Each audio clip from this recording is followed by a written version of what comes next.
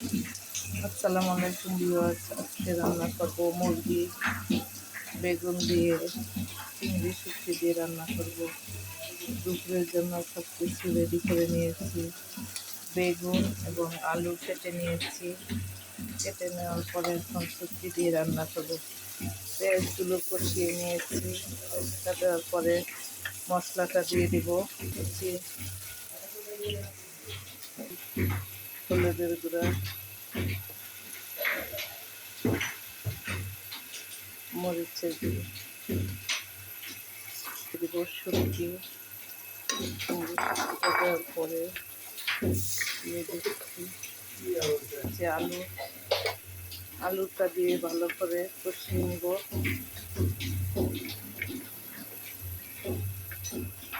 আজকের মতন হয়ে গেল আমাদের শুটকি রান্না। তারপর ধনেপাতা দিয়ে নামিয়ে ফেলবো। ধনেপাতাটা দিয়ে দিলাম, উপরে নামিয়ে ফেলবো। শুটকির কালারটা অনেক সুন্দর আসছে।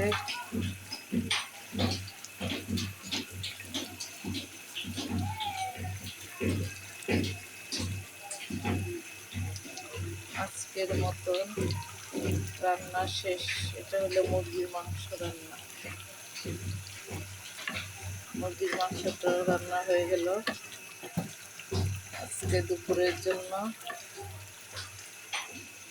আল্লাহ হাফেজ।